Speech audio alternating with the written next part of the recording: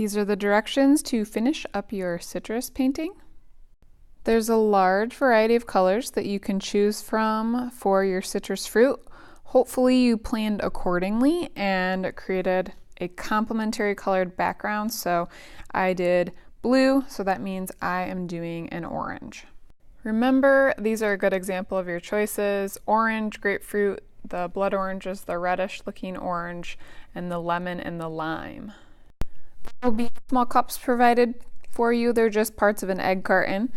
I would suggest before your brush gets gunked up to just put a little bit of white in there. So you're doing little scoops, probably start with 2 and then just kind of scrape them off on the inside so you have your white paint ready when you need it. And then give your brush a really good rinse and dry it very good, because we don't want to make our paint transparent by having water in it.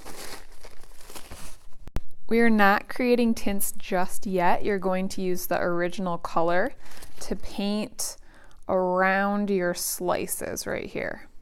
If you need in some areas, remember there are smaller brushes, but what's nice about the ones that are a little bigger is these are a little bit firmer of a brush and these are a little softer. So these I feel like are a little easier to control, but do know that there are littler ones available if you need them. So I'm starting with the unmixed orange, I'm focusing on getting mostly the tip of my brush covered, and I'm very, very carefully going to paint in the area around the slice shapes, those kind of triangle shapes that we made. And if you're getting to an area that's super tiny, just use the very tippy top of your brush. You're not using much pressure at all. Very, very lightly paint this in.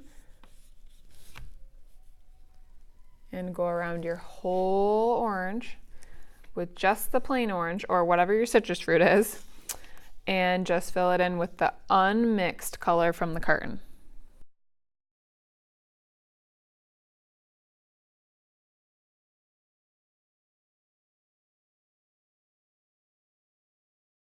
Now we need to make a tint. A tint is white mixed with your color, and that's why we got white in our little cup.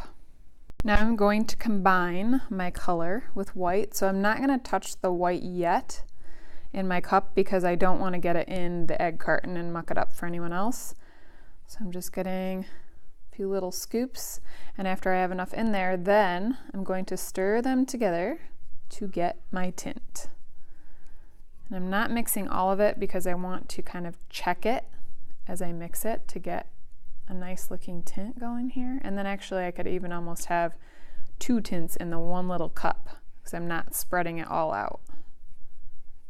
And then go ahead and very, very carefully, same way, paint inside of here.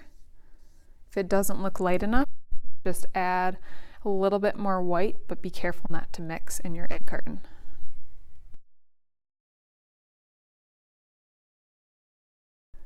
Now that I'm done painting with my tint, I'm going to rinse my brush and blot it really good, and I can use this time to do any touch-ups. So if you painted over top of your original orange, you can go and fix that up, and you can make little wispy marks to kind of create that texture.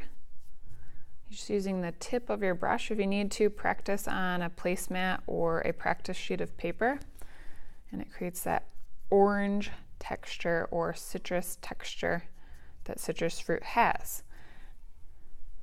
And when you are finished, carefully place it on the drying rack.